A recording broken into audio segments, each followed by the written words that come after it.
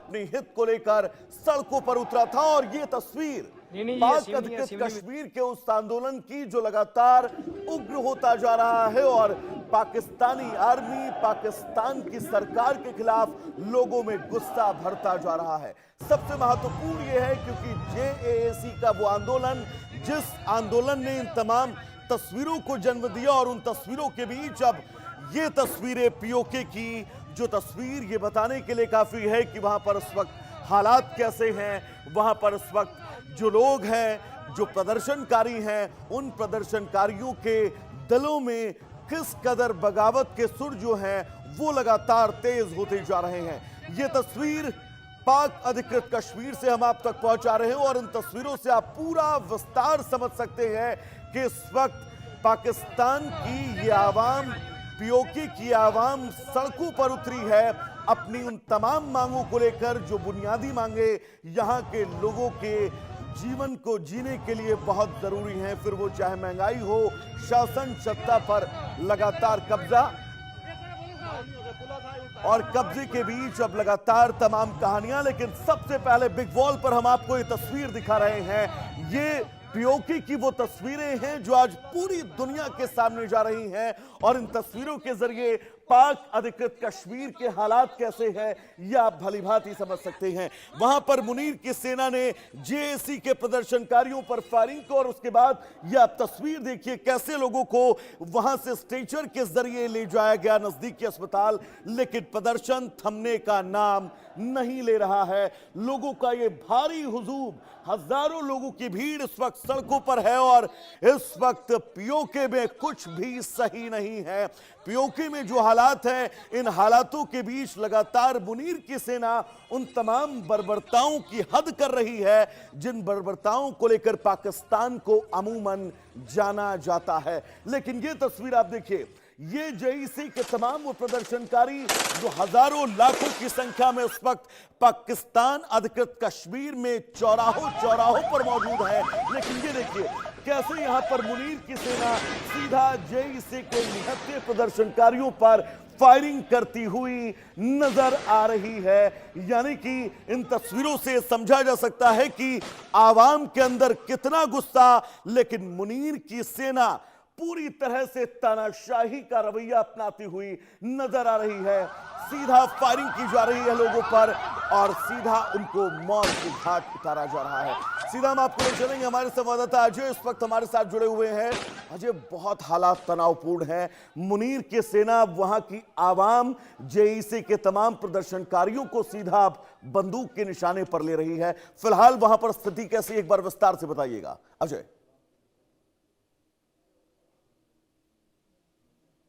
देखिए, बड़ा दुर्भाग्यपूर्ण दृश्य जो है वो पिछले 4 दिनों से लगातार पाकिस्तान के कब्जे वाले कश्मीर में देखने को मिल रहे हैं। निहत्थे मासूम लोगों पर गोलियां, ताबड़तोड़ गोलियां चलाकर उनको मौत के घाट उतारा जा रहा है और देखने वाला कोई नहीं है। वो लोग जो लोगों के लिए जो रक्षक होते हैं, उन रक्षक ही जब भक्षक बन जाए तो पाकिस्तान के कब्जे वाले कश्मीर की ये तस्वीर अपने आप में बताती है कि वो ऐसी होती है। और आप देखें तो अभी तक अगर सोशल मीडिया रिपोर्ट्स को देखें तो उसके मुताबिक जो है 100 से ज्यादा लोग मारे जा चुके हैं, और इस पे कोई भी बयान ना तो पाकिस्तान के प्रधानमंत्री या ना आसिफ मुनीर का आया है, क्योंकि वो जानते हैं कि इस विषय पे दुनिया के सामने वो एक्सपोज हो चुके हैं। क्योंकि लगातार पिछले कई दशकों से इन लोगों को दबाने का प्रयास पाकिस्तान की तरफ से, पाकिस्तान के कब्जे के कश्मीर में बैठे सेना की तरफ से किया गया। आज भी जब 4 दिन पहले ये चीज की घोषणा की गई कि वो पीओके में लॉकडाउन होने वाला है, और दुनिया में पहली बार ऐसा होता जब आम लोग जो है किसी इलाके में लॉकडाउन को लगाते, तो पाकिस्तान सरकार को समझ आ गया कि इस पर दुनिया की नजरें होंगी, इसलिए उनको दबाने की कोशिश की जाए। और इसी वजह से तमाम मुजफ्फराबाद की बात की जाए, रावलाकोट की बात की जाए, बाग डिस्ट्रिक्ट की बात की जाए, पुंछ की बात की जाए, तमाम इलाकों में सेना को लगाकर, फिर रेंजर्स को लगाकर वहां पर लोगों को रोकने का प्रयास किया गया। उनको गोलियां दागी गई, उनके घरों पे शेलिंग की गई, मगर उसके बावजूद भी लोग रुके नहीं हैं और लोग लगातार आगे बढ़ रहे हैं इस चीज को लेकर कि अब ये जो मसला है कश्मीर का, जो सही मसला कश्मीर है, वो कश्मीर वो है जो पाकिस्तान के कब्जे वाले कश्मीर है, जिसे लगातार पाकिस्तान ने लगातार जो है वो एक जेल की तरह बना के रखा है। लोगों को लगातार वहां पर जो है वो प्रताड़ित किया जाता है। अगर कोई आवाज उठा से मार दिया जाता है। और यही चीज जो है, इसके खिलाफ लोगों ने मोर्चा खोला है कि उनकी जो सुनवाई है वो दुनिया में हो सके, उसको लोग देखें। अच्छा, बिल्कुल। जब आप जनता को, वहां के आवाम को आम बुनियादी सुविधाओं से ही दूर करना चाहेंगे और जब उन सुविधाओं के खिलाफ वो सड़कों पर खड़े होंगे कि उन्हें सिर्फ बिजली, पानी, रोजगार और वहां पर जो कानून व्यवस्था है उसको पटरी पर लाया जाए, तो आप आवाज दबाने के लिए सीधा गोलियां चला देंगे। जैसा जो आपने बताया कि पाकिस्तान की सरकार, वहां की आर्मी अब इन आवाजों पर पूर्ण विराम लगाना चाहती है, लेकिन इन तस्वीरों के बाद मुझे नहीं लग रहा है कि अब इन आवाजों पर पूर्ण विराम लगेगा। यह आवाज यहां से एक शोर में तब्दील होंगी जो पूरे विश्व पटल पर जाएंगी। अजय,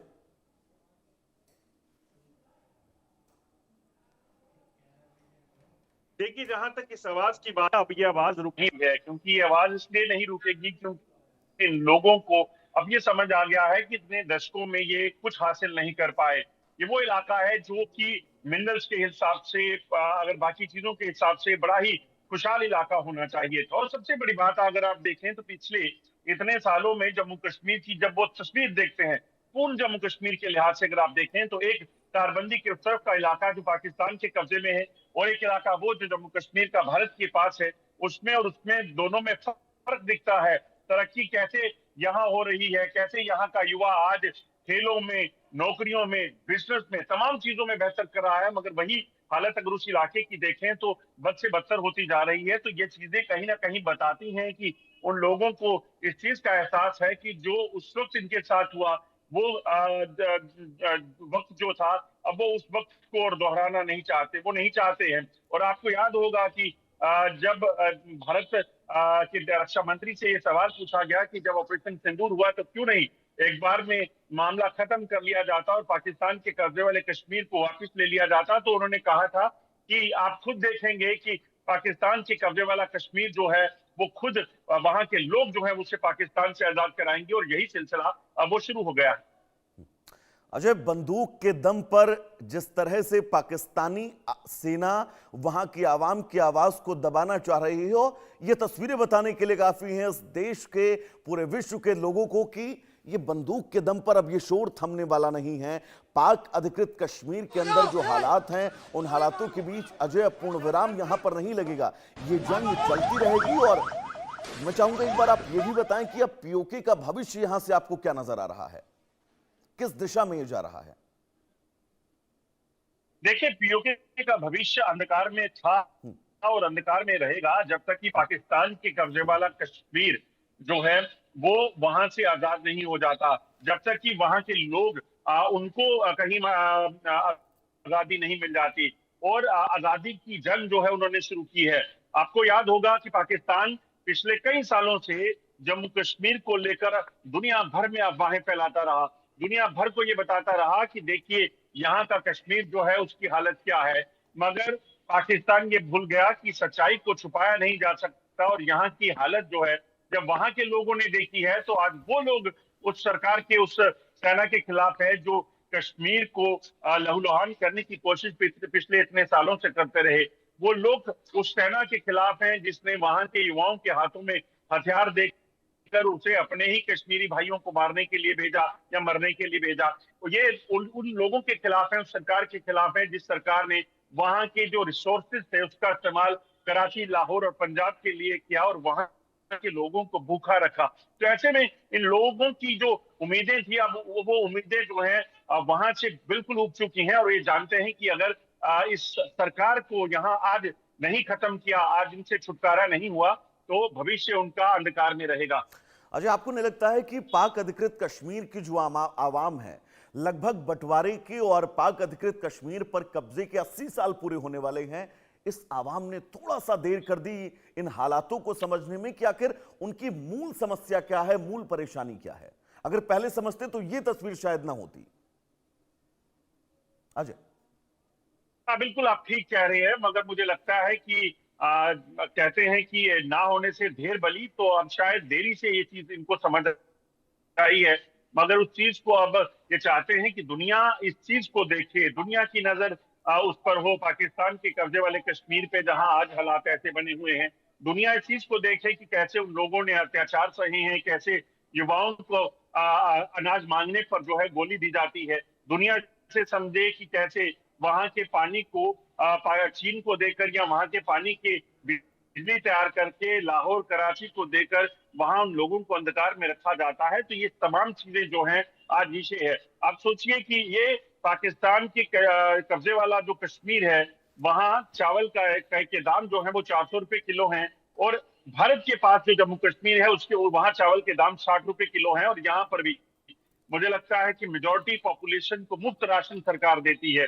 ये हालत है यहाँ और वहां की। तो इन दोनों तस्वीरों कंपेयर करेंगे, जोड़ेंगे, तो फिर सच्चाई अपन आती है, वो रुक छुप नहीं सकती। बिल्कुल जी, आपके पास लौटेंगे। लगातार जो तस्वीरें पीओके से सामने आ रही है वो इस वक्त हम अपने दर्शकों को दिखा दें।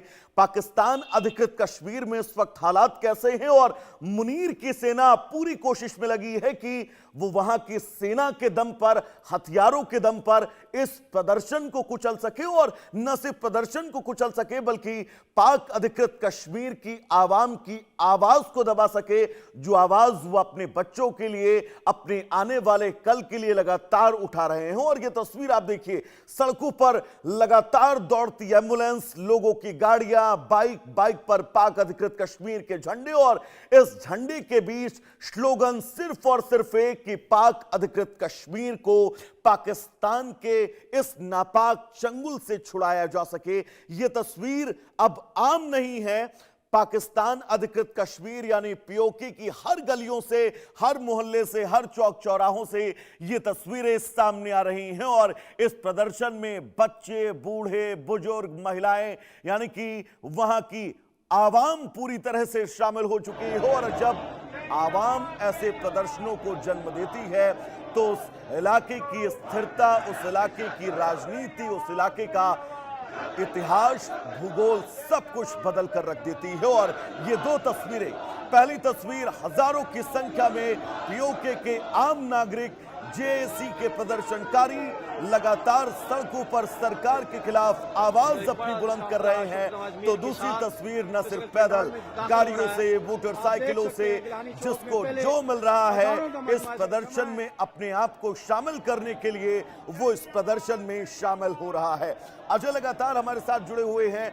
अजय, ये तस्वीरें और इन तस्वीरों से समझा जा सकता है कि फिलहाल अब ये तस्वीरें रुकने वाली नहीं है।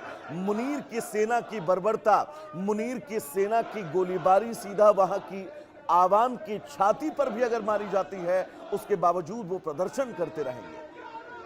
अजय, बिल्कुल आपने ठीक कहा। जिस तरीके से लगातार अत्याचार उन्होंने झेले हैं, तो उन्हें लगता है कि हर रोज मौत से एक बार मौत को गले लगाना बेहतर है, क्योंकि वो जानते हैं कि उनका भविष्य अंधकार में है, मगर उनके बच्चों का, यहाँ पाकिस्तान के कब्जे वाले उस कश्मीर का भविष्य अंधकार में ना रहे, जिसे पाकिस्तान ने जबरन कब्जे में लिया था और आज तक दबाए रखा। आप सोचिए, ये आवाज जो उठी है, ये आवाज आज से नहीं है, ये आवाज शुरू से उठती आई है, मगर इसे दबाया जाता रहा। मगर अब ये आवाज इतनी हो गई है कि न सिर्फ पाकिस्तान के कब्जे वाले कश्मीर, बल्कि दुनिया के कई देशों में रहने वाले ये लोग जो हैं, अब पाकिस्तानी एम्बेसीज के सामने, यूएन के सामने फरियाद लगा रही हैं कि आखिरकार इसका अंत कब होगा, आखिरकार यहाँ रहने वालों लोगों को मौत कब तक हासिल होगी, कब तक इनकी बच्चियों के साथ बर्बरता होगी। और आप सोचिए, हालत पाकिस्तान के कब्जे वाले कश्मीर की ये थी कि वहां अगर महिला के साथ कोई बदसलूकी होती थी तो उसे पुलिस स्टेशन जाकर कंप्लेन लिखानी है, तो उसे पुलिस स्टेशन के अंदर जो है उसको, उसकी असमत को छीना जाता था। ये अपने आप में बताता है कि क्या जिल्लत, क्या हालत जो है उन लोगों ने देखी है, जिसका असर आज ये हुआ है। और आप सड़कों पर देखें, पिछले 4 दिन से ये लोग सोए नहीं है। पुलिस की गोलियां, रेंजर्स की सेना की गोलियों के बावजूद रॉकेट लॉन्चर तक इनके घरों में चलाए गए, मगर अब ये रुकने नहीं वाले हैं। और ये पूरा दिन रात जो है वो सफर में रहते हैं और कहते हैं कि आगे बढ़ना है, मुजफ्फराबाद पहुंचना है और वहां जाकर अपना जो हक है उसकी लड़ाई को लड़ना है। और आप सोचिए, ये तस्वीरें जो गोलियां चलाते हुए निहत्थे लोगों पर ये सैनिक हैं, और वो सैनिक जिसे आसिफ मुनीर की सेना कहा जाता है, जिसे कहा जाता है कि बहुत प्रोफेशनल आर्मी है, ये प्रोफेशनल आर्मी इन मासूम लोगों को कत्ल करके अपनी ताकत को दिखाने का, मुजाहिरा करने का कोशिश कर रही है। और अच्छा, बिल्कुल, जो लगातार हम तस्वीरें भी अपने दर्शकों को दिखा रहे हैं टीवी स्क्रीन पर कि कैसे आसिम मुनीर की सेना वहां की आवाम पर बर्बरता की सारी हदें पार कर रही है। अच्छा, सीमाओं को आप बहुत बेहतरीन तरीके से समझते हैं। मैं चाहूंगा एक बार आप बताएं कि जो ये पीओके का इलाका है, फिर चाहे उधर बलूचिस्तान की तरफ हो, अफगानिस्तान की तरफ हो, और भारत से भी हालात पाकिस्तान के हमेशा तनावपूर्ण ही रहते हैं। यानी कि पाकिस्तान अब अपनी ही घर में चारों तरफ से घिरता जा रहा है। न सिर्फ पीओके का भविष्य, पाकिस्तान का भी भविष्य कहीं ना कहीं से दांव पर लगा हुआ है। अजय,